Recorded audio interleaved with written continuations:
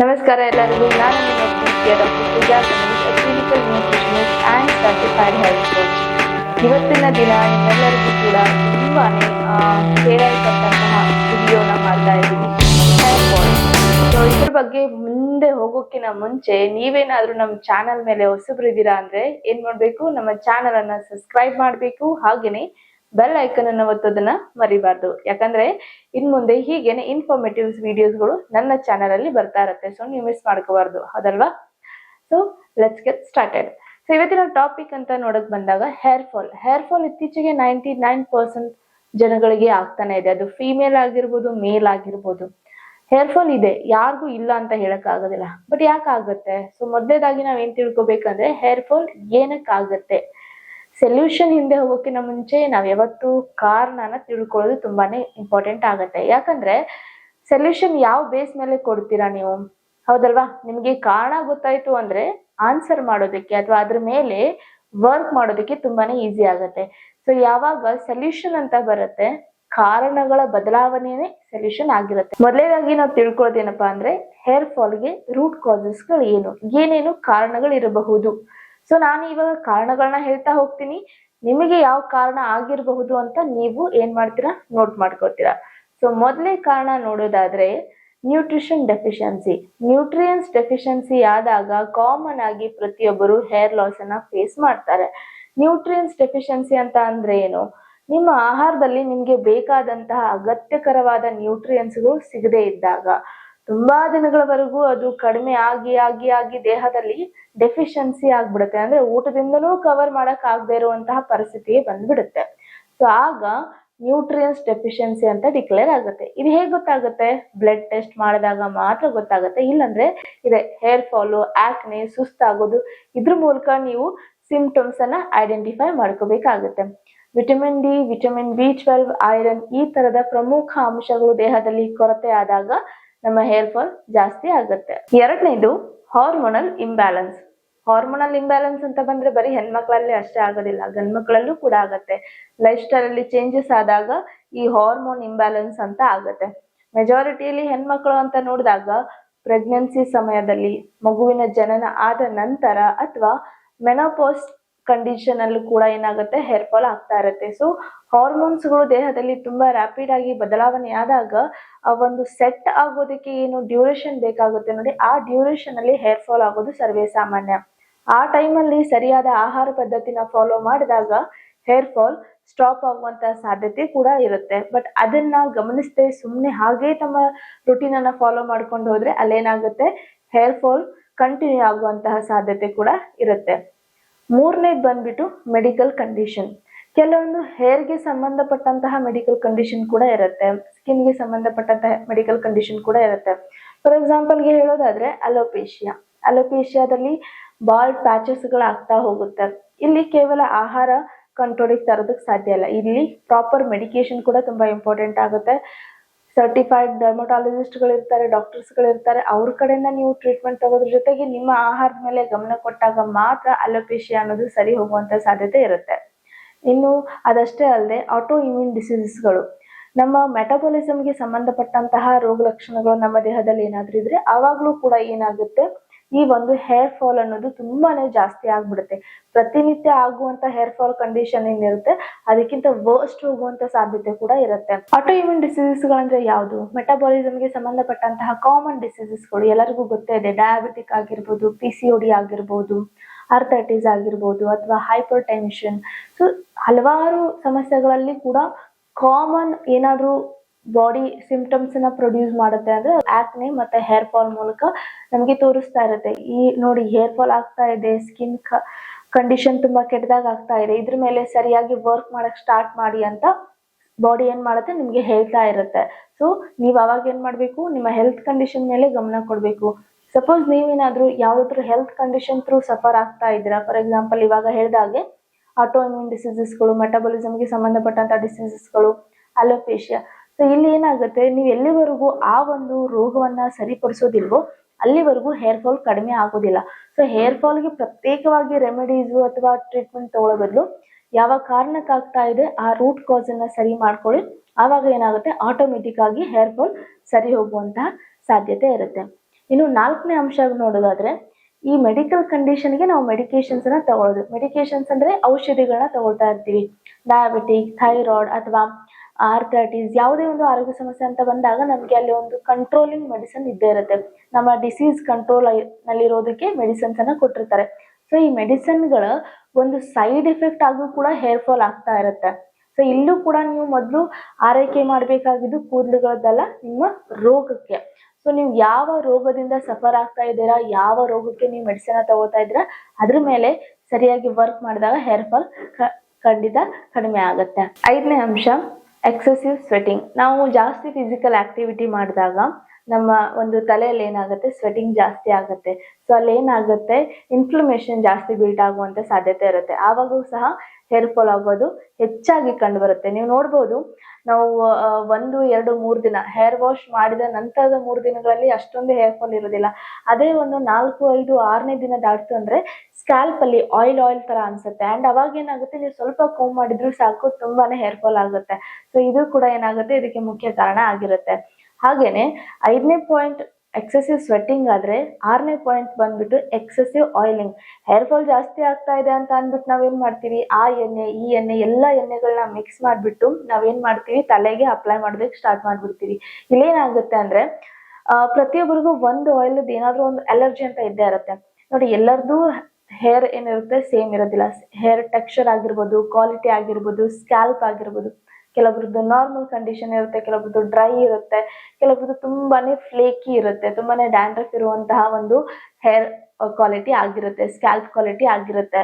So ಇಂಥ ಸಂದರ್ಭದಲ್ಲಿ ನಾವು ಎಲ್ಲರಿಗೂ ಅನ್ವಯ ಆಗುವಂತಹ ಕಾಮನ್ ಆಯಿಲ್ಸ್ ಗಳನ್ನ ನಮ್ಮ ಸ್ಕ್ಯಾಲ್ಪ್ ನ ಟೆಸ್ಟ್ ಮಾಡ್ದೇನೆ ಅಪ್ಲೈ ಮಾಡ್ತಾ ಹೋದಾಗ ಏನಾಗುತ್ತೆ, ರೂಟ್ ಅಲ್ಲಿ ಸ್ಟ್ರೆಂತ್ ಕಡಿಮೆ ಆಗ್ಬಿಟ್ಟು ಹೇರ್ ಫಾಲ್ ಜಾಸ್ತಿ ಆಗುತ್ತೆ. ಆಯಿಲಿಂಗ್ ಒಳ್ಳೇದು, ಬಟ್ ಅದು ನಮ್ಮ ಕೂದಲಿನ ಒಂದು ಕ್ವಾಲಿಟಿಗೆ, ನಮ್ಮ ಒಂದು ಸ್ಕ್ಯಾಲ್ಪ್ ಕ್ವಾಲಿಟಿಗೆ ಸಂಬಂಧಪಟ್ಟಂತ ಎಣ್ಣೆ ಆಗಿದ್ದಾಗ ತುಂಬಾನೇ ಹೆಲ್ಪ್ ಆಗುತ್ತೆ. ಇವಾಗ ನೀವು ಬೇರೆ ಕಡೆ ನೋಡಿರ್ಬೋದು, ಪ್ಯಾರಾಬೀನ್ ಮತ್ತೆ ಸಲ್ಫೇಟ್ ಶಾಂಪೂನ ಯೂಸ್ ಮಾಡಕ್ ಹೋಗ್ಬೇಡಿ ಅಂತ ಹೇಳ್ತಾರೆ. ಎಸ್, ಡ್ರೈ ಸ್ಕ್ಯಾಲ್ಪ್ ಅಲ್ಲಿ ಇರೋರು ಮೇ ಬಿ ಅದನ್ನ ಯೂಸ್ ಮಾಡಿದಾಗ ಹೇರ್ ಫಾಲ್ ಜಾಸ್ತಿ ಆಗುತ್ತೆ. ಅದೇ ಆಯಿಲಿ ಸ್ಕ್ಯಾಲ್ಪ್ ಅಲ್ಲಿ ಇರೋರು ಪ್ಯಾರಾಬೀನ್ ಮತ್ತೆ ಸಲ್ಫೇಟ್ ಫ್ರೀ ಇರುವಂತ ಶಾಂಪೂನ ಯೂಸ್ ಮಾಡಿದಾಗ ಅವರ ಹೇರ್ ಅಲ್ಲಿ ತುಂಬಾನೇ ಆಯಿಲಿನೆಸ್ ಇನ್ಕ್ರೀಸ್ ಆಗ್ಬಿಟ್ಟು ಅವ್ರದ್ದು ಹೇರ್ ಎಕ್ಸೆಸಿವ್ ಆಗಿ ಹೇರ್ ಲಾಸ್ ಸ್ಟಾರ್ಟ್ ಆಗ್ಬಿಡುತ್ತೆ. ಸೊ ಇಲ್ಲಿ ಹೇಳ್ತಾ ಇರೋದೇನಂದ್ರೆ, ಎಲ್ಲರಿಗೂ ಎಲ್ಲವೂ ಅನ್ವಯ ಆಗೋದಿಲ್ಲ. ಸೊ ನಿಮ್ಮ ಸ್ಕ್ಯಾಲ್ಪ್ ಕ್ವಾಲಿಟಿನ ನೋಡ್ಕೊಂಡು ಎಷ್ಟು ಆಯಿಲಿಂಗ್ ಮಾಡ್ಕೋಬೇಕು, ಎಷ್ಟು ಮಾಡಬಾರ್ದು ಅನ್ನೋದನ್ನ ನೀವು ತಿಳ್ಕೊಳ್ಳೋದು ತುಂಬಾನೇ ಇಂಪಾರ್ಟೆಂಟ್ ಆಗುತ್ತೆ. 7ನೇ ಅಂಶ ಸ್ಟ್ರೆಸ್. ಟೆನ್ಷನ್ ಯಾರೆಲ್ಲ ಜಾಸ್ತಿ ಮಾಡ್ಕೊಳ್ತಾರೆ, ಅದು ಕಾಮನ್ ಆಗಿ ಹೇರ್ ಫಾಲ್ ಆಗೋದು ಸರ್ವೇ ಸಾಮಾನ್ಯ, ಎಲ್ಲರಿಗೂ ಹಾಗೆ ಆಗುತ್ತೆ. ಸೊ ಇಲ್ಲಿ ನಾನು ಇದ್ರ ಬಗ್ಗೆ ಜಾಸ್ತಿ ಹೇಳಕ್ ಹೋಗೋದಿಲ್ಲ. ಟೆನ್ಷನ್ ಮಾಡ್ಕೋಬೇಡಿ, ಹೇರ್ ಫಾಲ್ ಅನ್ನ ಕಡಿಮೆ ಮಾಡ್ಕೊಳ್ಳಿ, ಇಷ್ಟೇ ಹೇಳ್ಬೋದು. ಟೆನ್ಷನ್ ಏನಕ್ಕಾಗತ್ತೆ, ಯಾಕಾಗತ್ತೆ, ಅದೆಲ್ಲ ನಮಗೆ ಬೇಡವಾದದ್ದು, ಹೌದಲ್ವಾ? ಟೆನ್ಷನ್ ಮಾಡ್ಕೊಂಡ್ರೆ ಹೇರ್ ಫಾಲ್ ಆಗ್ತಾ ಇದೆ ಅಂತ ಗೊತ್ತಿದೆ. ಸೊ ಇಲ್ಲಿ ಸ್ಟ್ರೆಸ್ ಅಂತ ಬಂದಾಗ ಬರೀ ಮಾನಸಿಕ ಒತ್ತಡ ಅಂತ ಬರೋದಿಲ್ಲ, ಫಿಸಿಕಲಿ ಕೂಡ ನೀವು ಒತ್ತಡದಲ್ಲಿ ಇರ್ತೀರಾ.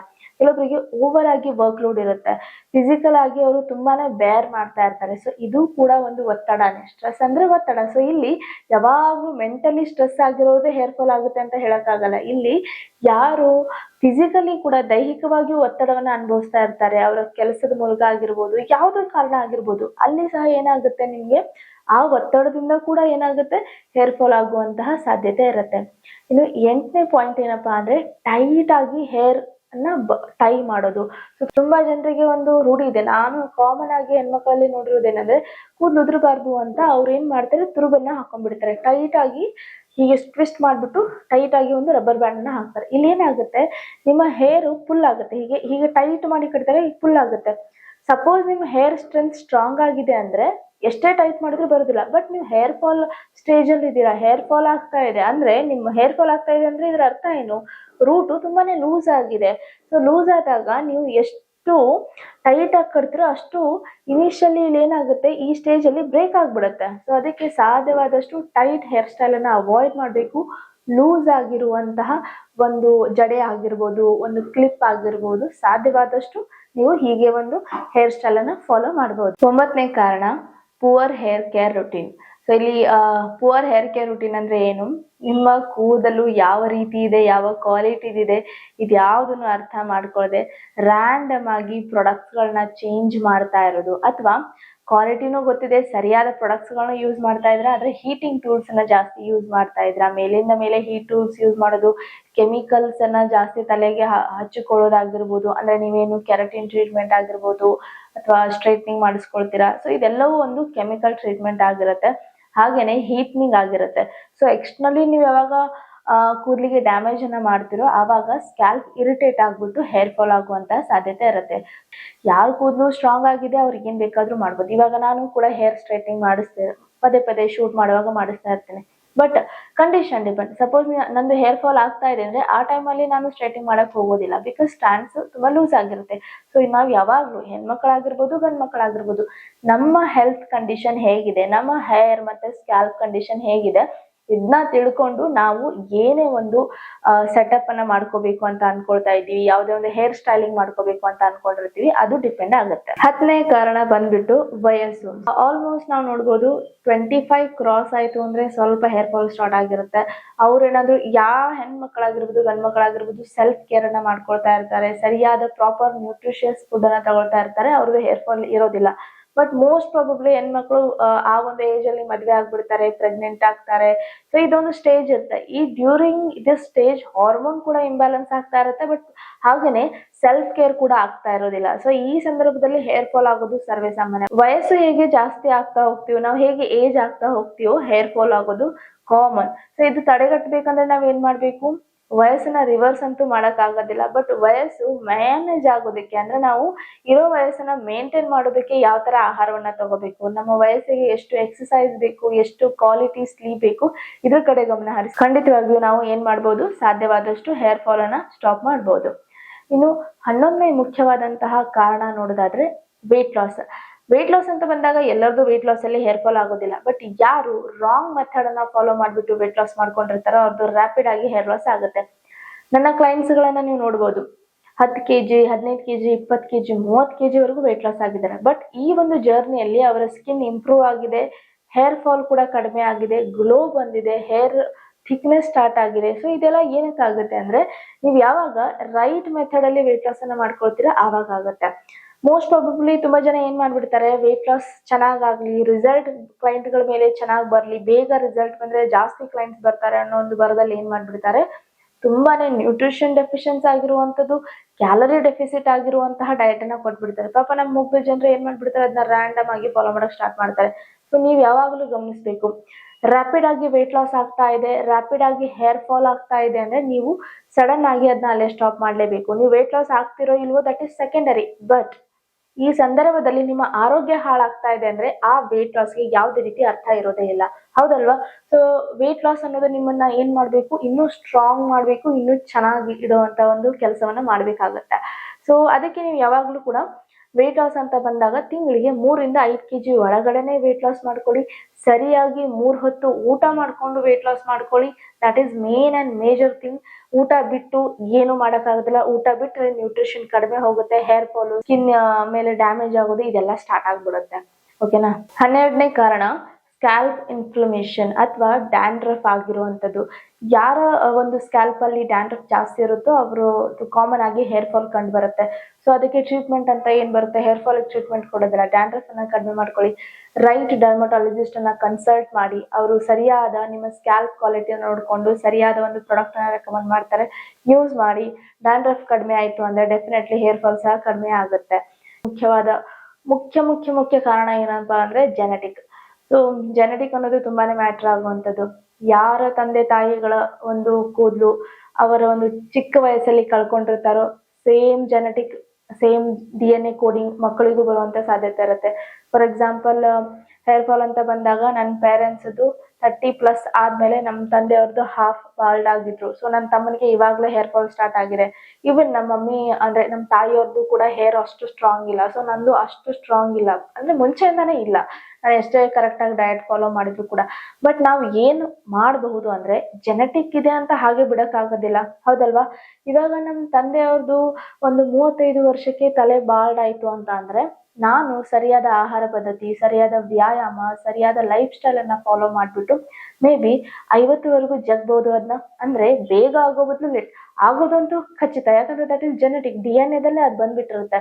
ಬಟ್ ನಾವು ಅಟ್ ಲೀಸ್ಟ್ ಅದನ್ನ ಮ್ಯಾನೇಜ್ ಮಾಡ್ಬೋದು. ಸೊ ಯಾರ್ದು ಪೇರೆಂಟ್ಸ್ ತುಂಬಾನೇ ಹೇರ್ ಬಾಲ್ಡ್ ಇದೆ, ಅಂದ್ರೆ ತಲೆ ತುಂಬಾ ಬಾಲ್ಡ್ ಇದೆ, ಅಥವಾ ತುಂಬಾನೇ ಹೇರ್ ಥಿನ್ನಿಂಗ್ ಇದೆ, ತುಂಬಾನೇ ಚಿಕ್ಕ ವಯಸ್ಸಲ್ಲಿ ಅವರು ಕೂದಲನ್ನ ಕಳ್ಕೊಂಡಿದ್ದಾರೆ ಅಂದ್ರೆ ಅವ್ರ ಮಕ್ಕಳಲ್ಲೂ ಕೂಡ ಈ ಒಂದು ಕಂಡೀಷನ್ ಬರುತ್ತೆ. ಬಟ್ ರೈಟ್ ಮೆಥಡ್ ಅಲ್ಲಿ ಪ್ರಾಪರ್ ನ್ಯೂಟ್ರಿಷನ್ ಇರುವಂತಹ ಡಯಟ್ ಪ್ಲಾನ್ ಅನ್ನ ಫಾಲೋ ಮಾಡಿಬಿಟ್ಟು ಸರಿಯಾದ ಹೇರ್ ಕೇರ್ ರುಟೀನ್ ಅನ್ನ ಫಾಲೋ ಮಾಡಿದಾಗ, ಸರಿಯಾದ ಜೀವನ ಶೈಲಿ ಫಾಲೋ ಮಾಡಿದಾಗ ಇದೊಂದು ಸಮಸ್ಯೆ ಏನಾಗುತ್ತೆ, ನಾವು ಕಂಟ್ರೋಲಿಗೆ ತರ್ಬೋದು. ಬಟ್ ಅಪಾರ್ಟ್ ಫ್ರಮ್ ದಿಸ್, ಇದೊಂದು ಕಾರಣ ಬಿಟ್ಟು ಬಾಕಿ ಮೇಲೆ ಹೇಳಿರೋ ಎಲ್ಲ ಕಾರಣಗಳದ್ದು ಏನಿದೆಯಲ್ಲ, ನಿಮ್ದು ಕಂಡೀಷನ್ ನಿಮ್ಮ ಕೈಯಲ್ಲಿದೆ. ನೀವು ಸರಿಯಾಗಿ ಅದರ ಟ್ರೀಟ್ಮೆಂಟ್ ತಗೊಂಡ್ರೆ, ಸರಿಯಾದ ಸಮಯಕ್ಕೆ ನೀವು ಎಚ್ಚೆತ್ಕೊಂಡು ಸರಿಯಾಗಿ ನಿಮ್ಮ ಜೀವನ ಶೈಲಿಯಲ್ಲಿ ಬದಲಾವಣೆಯನ್ನ ಮಾಡ್ಕೊಂಡಾಗ ಏನಿದೆ ನಿಮ್ದು ಹೇರ್ ಫಾಲ್ ಏನಿದೆ ಅದನ್ನ ರಿವರ್ಸ್ ಮಾಡ್ಬೋದು. ಹೇರ್ ಫಾಲ್ ಆಗೋದನ್ನ ಖಚಿತವಾಗ್ಲೂ ಕಡಿಮೆ ಮಾಡ್ಬೋದು. ಬಟ್ ಜೆನೆಟಿಕ್ ಅಂತ ಬಂದಾಗ ಕಂಪ್ಲೀಟ್ ಆಗಿ ಸ್ಟಾಪ್ ಮಾಡಕ್ ಸಾಧ್ಯ ಇಲ್ಲ. ಆದ್ರೆ 1% ಅಲ್ಲಿ ನಾವು ಮೇಂಟೈನ್ ಮಾಡ್ಕೊಂಡು ಹೋಗ್ಬೋದು.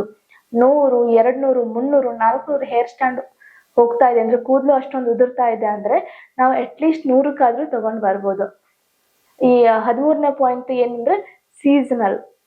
ಸೀಸನ್ ಹೇಗೆ ಬದಲಾಗುತ್ತೆ, ಮಳೆಗಾಲದಿಂದ ಚಳಿಗಾಲ, ಚಳಿಗಾಲದಿಂದ ಬೇಸಿಗೆಗಾಲ, ಹೀಗೆ ವಿಂಟರ್ಸ್ ಅಲ್ಲಿ, ಮಳೆಗಾಲದ ಎಂಡ್ ಅಲ್ಲಿ ಹೇರ್ ಫಾಲ್ ಆಗೋದು ಕಾಮನ್. ಯಾಕಂದ್ರೆ ಈ ಟೈಮಲ್ಲಿ ಸ್ಕ್ಯಾಲ್ಪ್ ಸ್ವಲ್ಪ ವೆಟ್ ಆಗಿರುತ್ತೆ, ಮಾಯಿಸ್ಟ್ ಕ್ರಿಯೇಟ್ ಆಗಿರುತ್ತೆ, ಇನ್ಫ್ಲಮೇಷನ್ ಡೆವಲಪ್ ಆಗ್ತಾ ಇರುತ್ತೆ. ಸೊ ಈ ಸಂದರ್ಭದಲ್ಲಿ ಹೇರ್ ಫಾಲ್ ಆಗೋದು ಕಾಮನ್. ಬಟ್ ಎಷ್ಟು ಹೇರ್ ಫಾಲ್ ಆಗೋದು ಕಾಮನ್ ಅಂತ ಅಂದ್ರೆ 50ರಿಂದ 100 ಸ್ಟ್ಯಾಂಡ್ ಒಳಗಡೆನೆ ಕೂದಲುದ್ರೋದು. ಅಫ್ಕೋರ್ಸ್ ಇದನ್ನ ಎನ್ಸ್ಕೊಂಡು ಕೂತ್ಕೊಳಕ್ ಆಗೋದಿಲ್ಲ. ಬಟ್ ರ್ಯಾಂಡಮ್ ಆಗಿ ಹೇಳೋದಾದ್ರೆ ಒಂದು 50ರಿಂದ 100 ಕೂದಲು ಉದುರುತ್ತೆ ಅಂದ್ರೆ that is normal. Every day ಅಷ್ಟು ಹೇರ್ ಸೈಕಲಿಂಗ್ ಆಗ್ತಾ ಇರುತ್ತೆ. ಹಳೆ ಕೂದಲು ಹೋದಾಗ್ಲೇ ಹೊಸ ಕೂದಲು ಬರ್ತಾ ಇರುತ್ತೆ. So that is normal. But ನಿಮ್ಗೆ ತುಂಬಾನೇ ಪ್ಯಾಚಸ್ ತರ ಆಗ್ತಾ ಇದೆ, ತುಂಬಾನೇ ಎಕ್ಸೆಸಿವ್ ಆಗಿ ಹೇರ್ ಫಾಲ್ ಆಗ್ತಾ ಇದೆ, ಮೇಲಿನ ಕಂಡೀಷನ್ಗಳಲ್ಲಿ ನಿಮ್ದು ಯಾವ್ದಾದ್ರು ಒಂದು ಕಂಡೀಷನ್ ಇದೆ ಅಂದ್ರೆ ಸರಿಯಾದ ನ್ಯೂಟ್ರಿಷನಿಸ್ಟ್, ಸರಿಯಾದ ಡಾಕ್ಟರ್ ಅನ್ನ ಕನ್ಸಲ್ಟ್ ಮಾಡ್ಬಿಟ್ಟು ಬೇಗ ಟ್ರೀಟ್ಮೆಂಟ್ ತಗೊಳ್ಳಿ. ಹೇರ್ ಫಾಲ್ ಏನ್ ಸಮಸ್ಯೆ ಇದೆ ಅದನ್ನ ರೂಟ್ ಕಾಸ್ ಅನ್ನ ಫೈಂಡ್ ಔಟ್ ಮಾಡ್ಕೊಂಡು ಅದ್ರ ಮೇಲೆ ಸೊಲ್ಯೂಷನ್ ಅನ್ನ ಪಡ್ಕೊಳ್ಳೋದನ್ನ ಮರಿಬಾರ್ದು. ಸೊ ಸ್ನೇಹಿತರೆ, ಇಷ್ಟೊತ್ತು ನೋಡಿದ್ರಲ್ಲ ನೀವು, ಇದ್ರಲ್ಲಿ ನಾನೇನ್ ಹೇಳಿದೆ ಅಂದ್ರೆ ಕಾರಣಗಳನ್ನ ತಿಳಿಸ್ಕೊಟ್ಟೆ. ಇದೇ ಕಾರಣಗಳ ಮೇಲೆ ನೀವು ವರ್ಕ್ ಮಾಡಿದಾಗ ಏನಾಗುತ್ತೆ, ಪರಿಹಾರ ಕೂಡ ಸಿಗುತ್ತೆ. ಬಟ್ ಅದಷ್ಟೇ ಅಲ್ಲೇ, ನಾನು ನ್ಯೂಟ್ರಿಷನಿಸ್ಟ್ ಆಗಿರೋದ್ರಿಂದ ಈ ಮುಂದಿನ ಭಾಗದಲ್ಲಿ, ಇದೇ ವಿಡಿಯೋದ ಮುಂದಿನ ಭಾಗದಲ್ಲಿ ನಾನು ಏನ್ ಹೇಳ್ಕೊಡ್ತೀನಿ ಅಂದ್ರೆ, ಕೂದಲಿನ ಸಮಸ್ಯೆಯಲ್ಲಿ ಬಳಲ್ತಾ ಇರೋರು ಅಥವಾ ಹೇರ್ ಫಾಲ್ ಜಾಸ್ತಿ ಆಗ್ತಾ ಇರೋರು ಯಾವ ಆಹಾರವನ್ನ ಸತತವಾಗಿ ಸೇವನೆ ಮಾಡೋದ್ರಿಂದ ಸ್ವಲ್ಪ ಮಟ್ಟಿಗಾದ್ರೂ ತಮ್ಮ ಹೇರ್ ಫಾಲ್ಸ್ ಅನ್ನ ಕಡಿಮೆ ಮಾಡ್ಕೋಬಹುದು ಅನ್ನೋದನ್ನ ನಾನು ಮುಂದಿನ ವಿಡಿಯೋದಲ್ಲಿ ಖಂಡಿತವಾಗ್ಲೂ ತಿಳಿಸ್ಕೊಡ್ತೀನಿ. ಸೊ ಅಲ್ಲಿವರೆಗೂ ನೀವೇನ್ ಮಾಡ್ಬೇಕು, ಸಾಧ್ಯವಾದಷ್ಟು ನಮ್ಮ ಚಾನಲ್ಗೆ ಸಪೋರ್ಟ್ ಮಾಡ್ಬೇಕು. ವಿಡಿಯೋನ ನಿಮ್ಮ ಫ್ರೆಂಡ್ ಸರ್ಕಲ್ ಅಲ್ಲಿ ಶೇರ್ ಮಾಡಿ. ಹೇರ್ ಫಾಲ್ ಅಂತೂ ಕಾಮನ್ ಆಗಿ ಎಲ್ಲರದ್ದು ಒಂದು ಕಾರಣ ಆಗಿದೆ. ಫ್ರೆಂಡ್ಸ್, ಕೊಲೀಗ್ಸ್ಗೆ ಶೇರ್ ಮಾಡಿ. ವಿಡಿಯೋನ ಶೇರ್ ಮಾಡಿದಾಗ ನಮಗೂ ಕೂಡ ಒಂದು ಮೋಟಿವೇಶನ್ ಸಿಗುತ್ತೆ. ಹಾಗೇನೆ ಪಾರ್ಟ್ 2 ನಲ್ಲಿ ಇದಕ್ಕಿಂತ ಚೆನ್ನಾಗಿರುವಂತ ಇನ್ಫಾರ್ಮೇಶನ್ ಕೊಡೋದಕ್ಕೆ ನಾವು ಸಹ ಪ್ರಯತ್ನ ಪಡ್ತೀವಿ. ಆದಷ್ಟು ಬೇಗ ಪಾರ್ಟ್ 2 ಸಹ ಅಪ್ಲೋಡ್ ಆಗುತ್ತೆ. ಸೊ ಅಲ್ಲಿವರೆಗೂ see you again and take care.